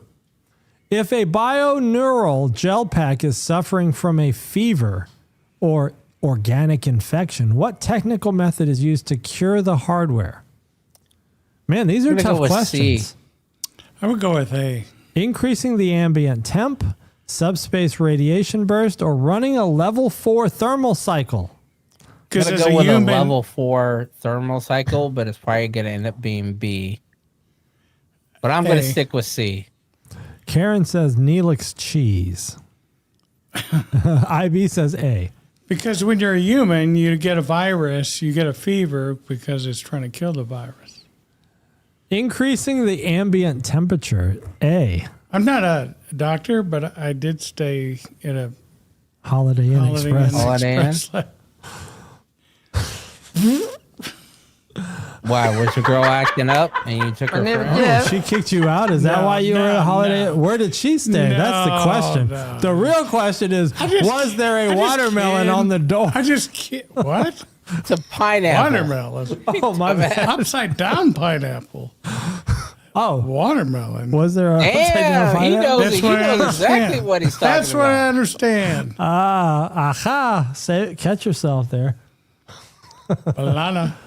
To prevent a antimatter reaction, that's a hard T, by the way, from collapsing when the magnetic bottle fails, what specific gas can be injected into the chamber? To prevent a antimatter, I'm having a hard time saying that, reaction from collapsing. That's easy. When the magnetic bottle fails, what specific gas can be injected into the chamber? PVG. We always use Thoron. Oh, that's very confident. Yeah. I've always used Rotoron. Verteron. IB says B. Xenon. Xenon. Xenon. Xenon with an X. I think PVG's right. Holy smokes. Thoron gas can be used to temporarily stabilize a fluctuating containment field during a crisis, as found in DS9 and TNG. Chakotay. Chakotay. Chakotay. You know, Chakotay is where I get all my transcripts. I did not know that. Yeah. Never heard of it. Chakotay.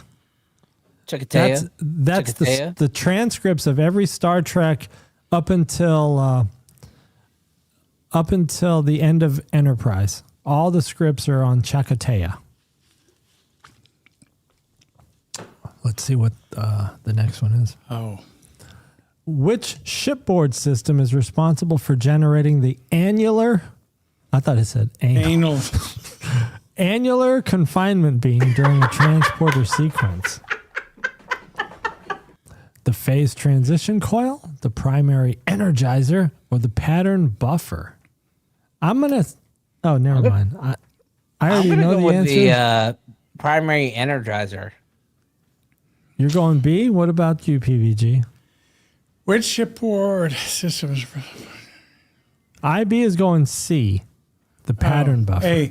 A. So you're going A, the phase transition coil. Let's see what the answer is. The primary energizer, B. Mgyx was right. The energizer creates the beam that holds the subject in place. The buffer only stores the pattern once converted. And that's in canon, episode Realm of Fear from The Next Generation. Next question. One more. When a shuttle's Bussard collectors are offline. Buzzard. Bussard? Buzzard. What is the primary consequence for the craft's fuel system? So what is the penalty I was you stuck pay? on trying to modify the word. I gotta read this again. Buzzard?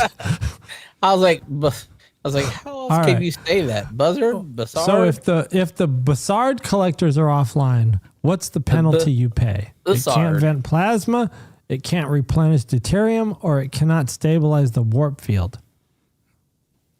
A. It cannot replenish deuterium. Okay. Mgyx and IB are going B. I say A. Cannot vent plasma. But the Bussard collectors Buzzard. are collectors. Or they're collectors, not ventors. You want to change? We'll give you a chance to It change. goes in, something has to come out. Too late. Can't vent plasma. It cannot replenish deuterium. See, I The told Bussard you. collectors scoop. Son of beach. Whatever. And that's from Insurrection. I wonder if that's during the Riker maneuver. I thought the Riker maneuver is when he comes to a seat or a chair. Yeah, He that's puts the his original. leg- That's the original Riker maneuver. He has several. Yeah, he's got 3. To track a cloaked vessel by its subspace pitting signature, Starfleet sensors must be tuned to detect what specific particles? Nadions. Antiprotons, chronotons, or nadions? B. PVG's going B. Mgyx is going C. IB, what you got on this? Trekbot.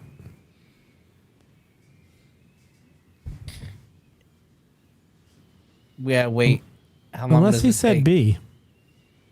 He might have had to go to the El Baño. All right, let's see what the answer is. 'Cause Var. I think there's one more after this. Oh, he's going A. Oh, he went A. Antiprotons. Oh, and he's Damn. right. He was looking up the see? answers when he was doing. Look at That's He was what on he did. Wikipedia. Cloaking devices interact with the vacuum of space, leaving behind antiproton traces or pitting that sensors contract. And canon proof is in Voyager the Cloud. Chief Scott, Chronoton sounded good, didn't it? Chronotons sound really good, actually. They all sound good. Yeah, Because they yeah. all end with ONS. ONS. Ons. Anything that ends with ons. It's got to be a contender. Ons. It's got to be a possibility. Oh, last one. What is the primary technical difference between a Class 1 and a Class 4 sensor probe besides the numbers? A. 2 and 3.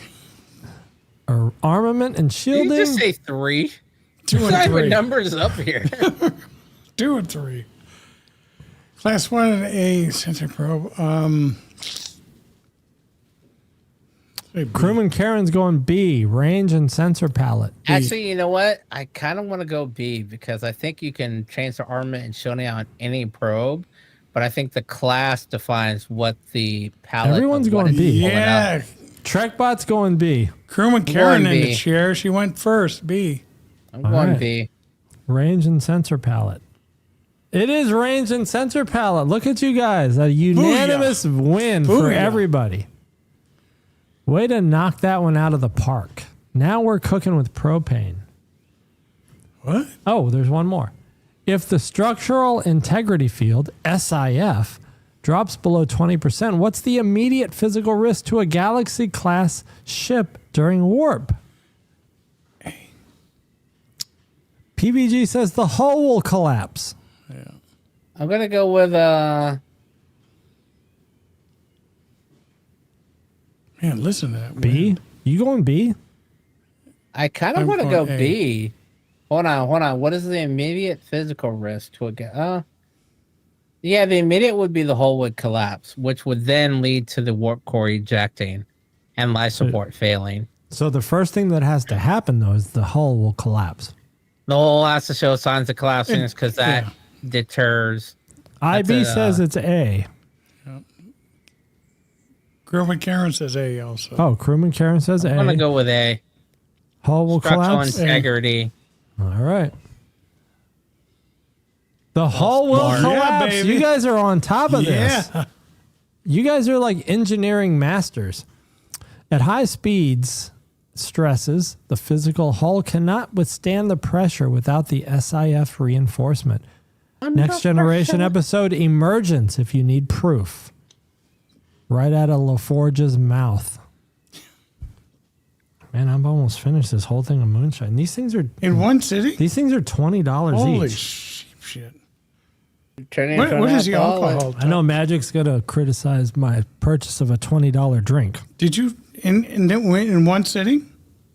Wow. This was brand new. And what is the alcohol content? 17. And you're still walking. I'm not walking. You're the man. He's I'm been sitting sitting here. this entire Crawling time. late. I probably cannot walk. Oh, damn, there's one more. What specific component of the warp drive must be realigned if the ship is experiencing intermix ratio fluctuations? The dilithium articulation frame, the magnetic constrictors, or the plasma injectors? See. I knew you would say C because it's the least amount of words. You know Oh, what? well, Crewman Karen says C. Yeah, I'm going to go with C on that because I believe that's what Scotty says during the Wrathacon. All the time, he says. Oh, IB says C. Everybody's on a unanimous C. You guys are so unanimous lately. It's amazing. None of us went to school for this stuff. And This is celebrate. this is education, what, 200-300 years in the future? And Yeah. The magnetic constrictors, See, though. I told you it was the B. constrictors focus the streams. Golly. If they That's are what I tell misaligned, y'all. the ratio of matter to antimatter becomes unstable. And it says it's from various episodes. Oh, my. Not just one episode, various. And they said, we told you motherfuckers multiple times. You didn't Told learn. you, motherfuckers. Oh, now it's over. Now it's over. Oh, my goodness. I do think the 17 is starting to kick in. There you go. I'm becoming a little bit There you were. Here we are. disoriented. Oh. And plus the wind is really just Feeling all pounding. I know, warm I'm and waiting for the tingly all rooftop. up in the jowls. That's usually the first sign. I usually get tingly face. I didn't get tingly face today. Chat, what are you guys drinking, if anything? Anybody drinking in the chat? Well, I remember IB telling us he always has to wake up early on Monday mornings. Crewman Sherry, you still there? Chief Scott, I know what Chief Scott is. Something's going on with Magic's eyes, though. I was trying to see, I was like, why is one of my eyes the Chinese eye? And it's not the one that was affected by bowel palsy. It's the opposite one. So I was like, is that the good eye or bad eye? It's So you're saying the balls palsy is coming back? Look at that. no, We got two I'm wondering if skis. it can move from side to side though. No, I'm definitely it's only when I get really excited and talk about something that I feel the restriction on that side, this side of my face. But like I could smile, I can squint. It's not a strong squint, but I can kind of squint more. I couldn't do that before. Oh, you try to look Asian like us. Well, like I said, this was the first time I used Google Gemini to generate the questions. So I think it generated some pretty stringent, very engineering and scientific questions. Did you specifically ask for engineering questions only? No, what I did is I asked for problem solving questions. So I guess that's kind of the same thing.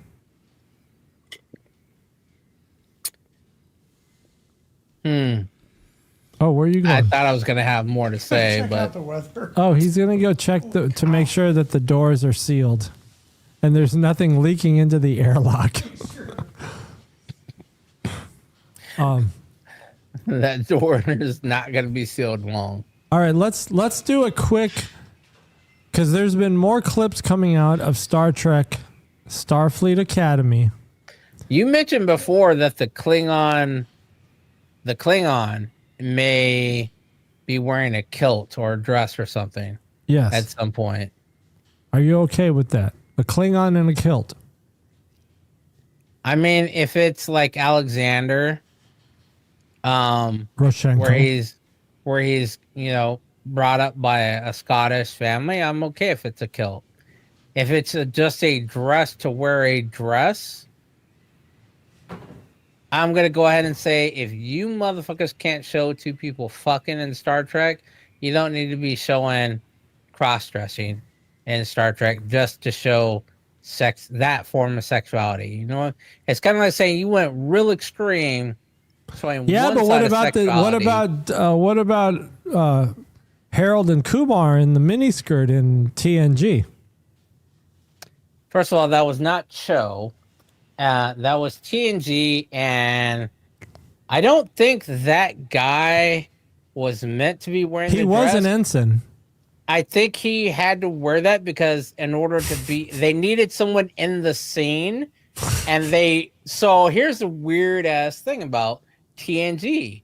They didn't have enough uniforms for everybody. Even the regular cast, they were swapping uniforms. See, you're lit because, like I said, so you're saying that he had to wear a woman's, and you're like, I can't feel my face. He had to wear a woman's uniform because they were out of men's uniforms. Because they're to get him in the scene and get that extra person and to get that shot. Yeah, and I think they figured, well, no one's gonna notice it, and they didn't realize maybe that sentiment of the internet is forever didn't sink in with them, but decades later, this dude's forever known as the dude in the red dress on Star Trek. Well, Karen says it's called a scant. Oh, a taint. I thought it was called a skort. No, a skort is a skirt that has shorts underneath it. Okay, well, I thought that was just a long skort, a full dress skort. I don't think it's a skort. I think it's a skirt, a man skirt. Okay, well, whatever. I don't think there's biker shorts underneath it. It's a pantsuit. No. Come on, you're way off. Dude, come on now. Get your shit together. It's a skort. I think it's a skort. No, it's not a skort. You mean like a kilt?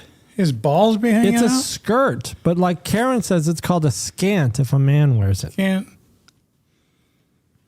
Yeah. Regardless of it, But let me ask this then, because there's a lot of criticism coming down on Starfleet Academy because of the trailers that have come out, the poster where it looks like it's One Tree Hill, right, where they're all laying in the grass. Right.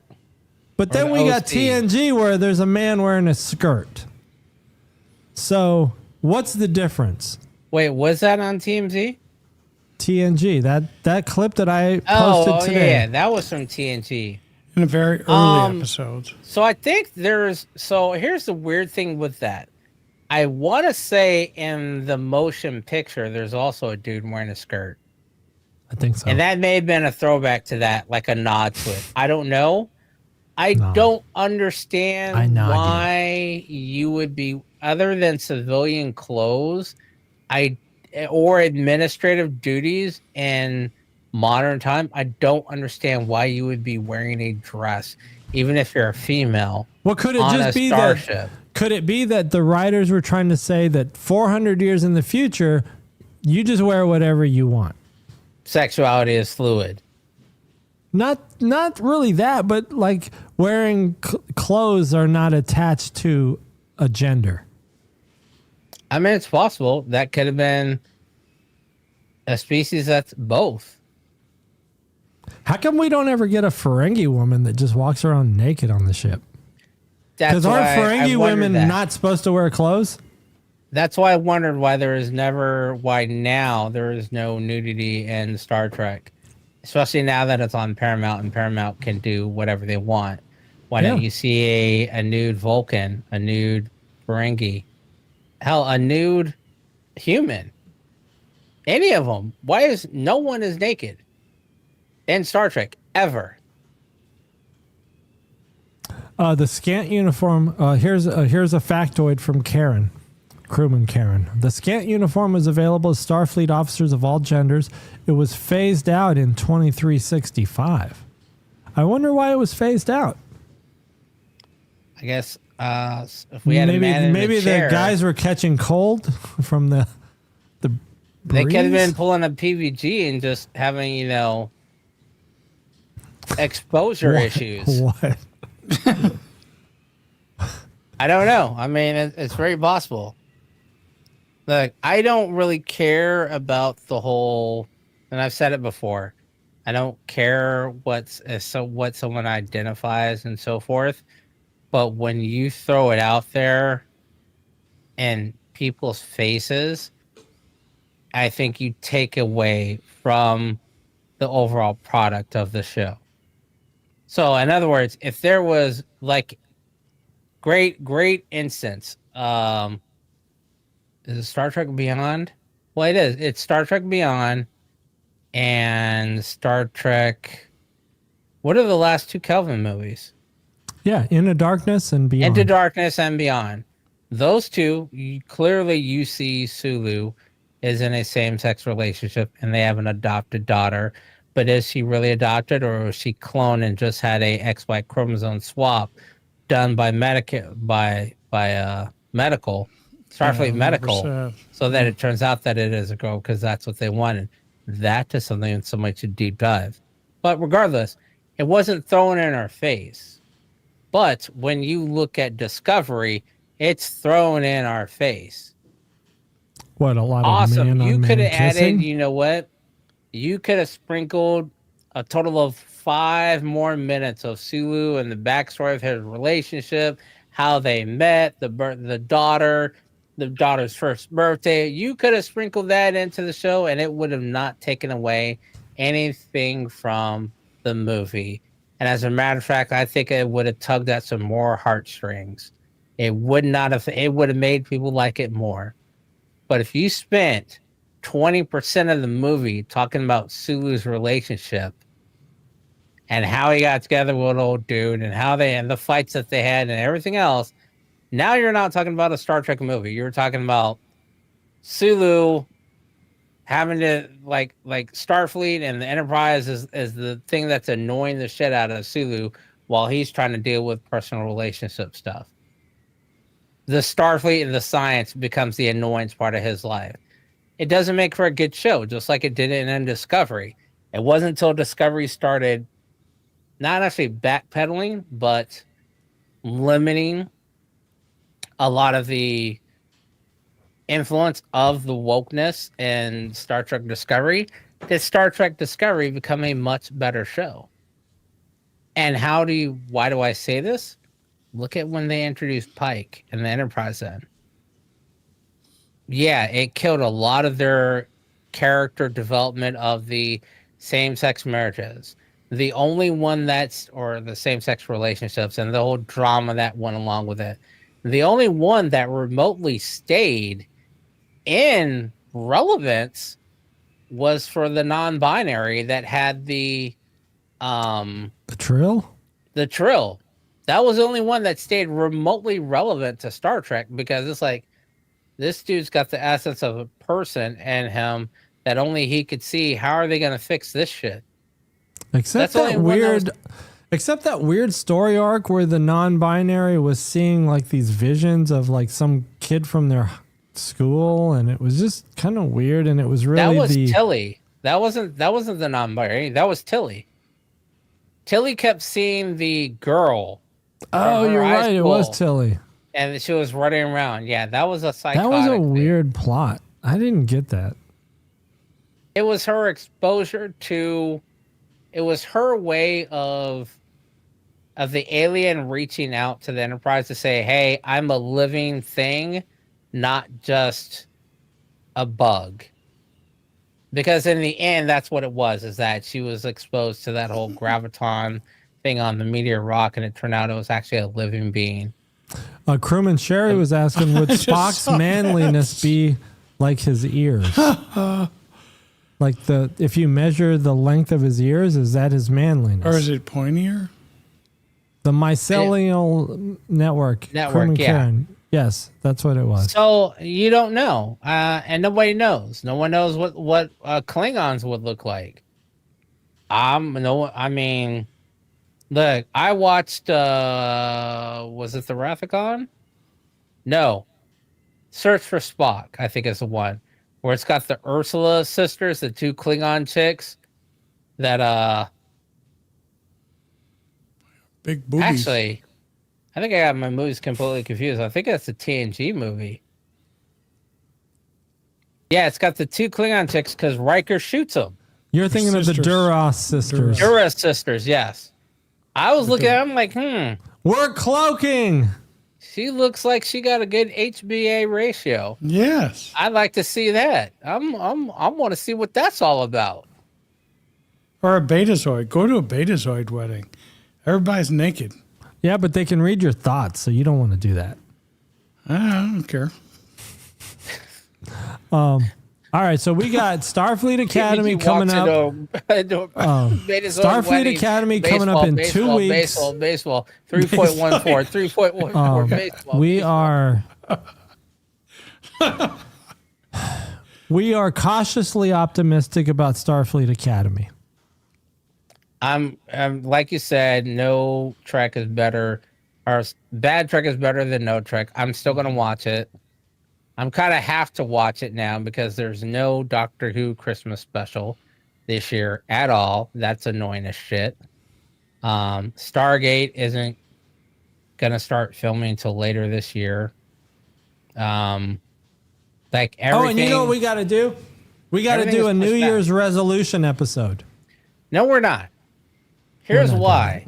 Because we've done it 3 years now, and you never remember the notes, and you never write them down, or you delete them where the predictions were.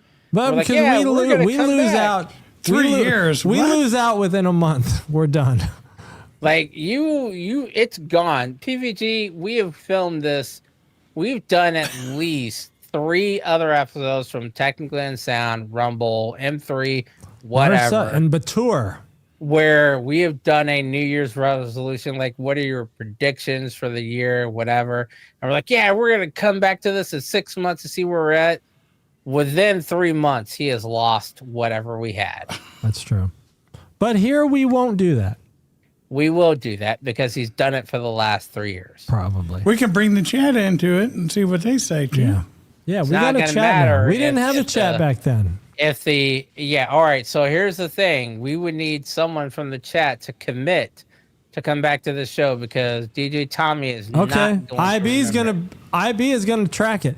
But listen, Wednesday night we've got a commitment from Crewman Sherry to be on set in studio. We've got witnesses.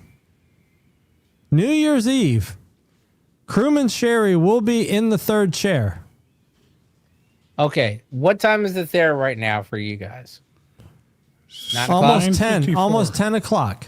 Okay, so you want to start a show Wednesday night, like at what, 9? I mean, we could do the same time. You would not last another 2 hours. We're not going to go to midnight. Oh, I thought we were going to do a ring in the New Year's thing. We're going to ring in the New Year for like, No, No, dude, you gotta bring in the New Year's on air with everybody. For Greenland. You're gonna bring in Crewman Patty and Crewman JVG, Crewman Sherry. We're all gonna bring in the New Year. That's what I'm saying. You need to start it Chief later. Scott. Can we get Chief Scott in here? Should we just do a New Year's party here at the studio? Yeah. And get a DJ Tommy? Sure. I'm down for it. All right. Let's organize something. You know what we can do is over there. You know what? I'll bring in a projector and we'll show like Wrath of Khan or something over there on the wall. Dun, dun, dun, dun, dun, dun, dun, dun, dun, dun, dun. Come on, you guys. You're going to get us copyrighted, boy. That was so accurate. Stop. Do you think you can go 4 hours? Who? Yeah. Either one of you. Heck yeah. So if we did a show at 8 o'clock, look, your Chief time, Scott. Is that official? I'm going to take that as official that Chief Scott will be here. Yes. So there you go. You could start at 8 o'clock, 9 o'clock your time, and then She said. All right. and then I would just come in at whatever time. that I'll is bring for the me. moonshine. Thanks to New Baden Liquor. I got to get some of that. Oh my God. I can't believe I drank the whole thing I in know. one sitting. Man. I You're the can. man. It just sneaks up on you. I am definitely feeling it now. But all right, let's wrap up this episode. PVG, closing thoughts. This is our last. Stop. It's not our last. We're going to do Wednesday. No. Okay. It's our second to last podcast for this year. We'll tell Crewman Patty to bake some cookies. I can't have any unless it's carnivore. Anyway. Some meat cookies. Anyway, meat cookies. Anyway, Mgyx, Tommy, I've known you. Can Mgyx fly out? less than yeah. There you go. No, I cannot. Dang, he's got to work. I've known you guys less than a year, and it's been awesome. I can't thank you guys enough. We're allies to the We're community. allies to the community. And the chat is super awesome. I mean, the chat is incredible. Crewman Karen. Shout out to the chat.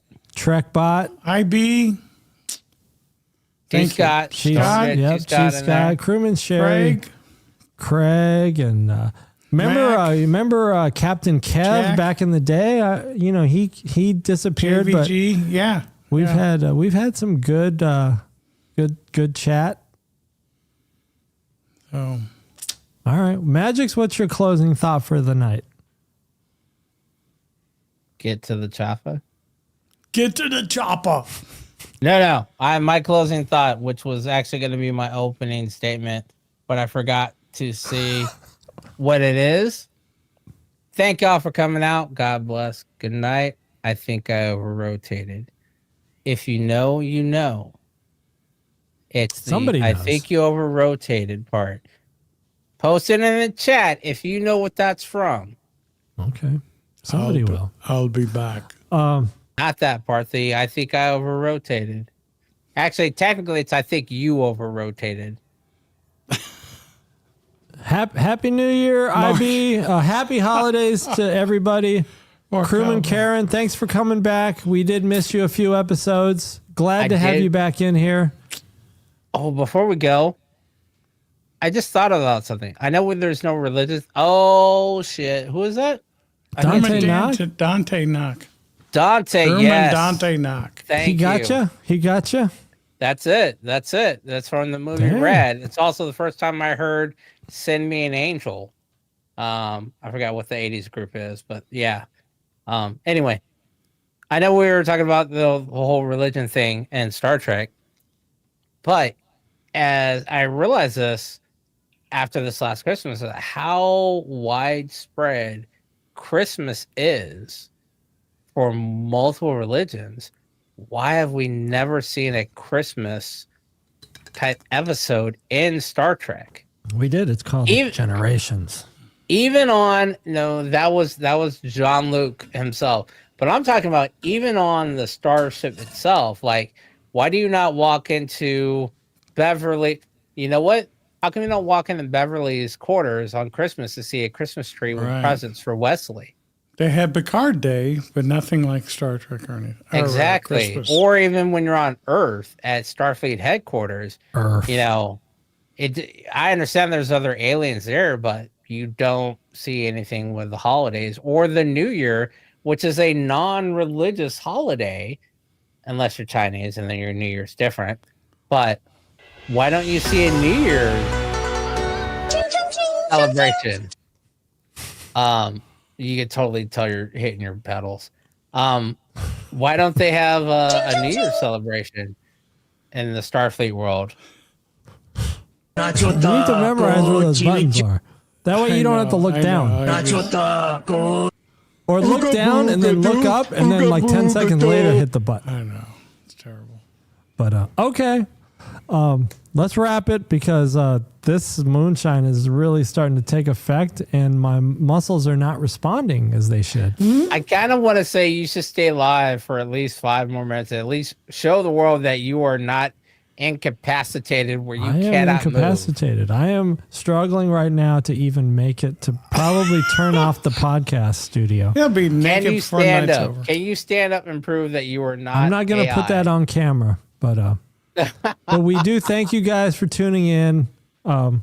Thanks to our loyal viewers. Thanks to our new viewers. Dante Knock, new in the chat. We appreciate you. Hopefully you've subscribed and hit that notification bell. And please come back. Yeah, so you can be back with us Wednesday night. It looks like we're going to do a New Year's Eve. 8 o'clock Central. Bring in the year bang out. Best of 2025. So we'll put out some details on that, or just hit that notification bell, and when you see technically Trek is going live, jump in, because that might be what happens. Anticipate us being here Wednesday night at some point in time. Yeah, there was a Christmas Carol scene with Data playing Scrooge. That's right. Yeah, I don't recall that one, but I'm just saying it should still be more widespread. You would think it would still be more widespread. Yeah, if not agreed. Christmas, New Year's, because that's a non-religious holiday.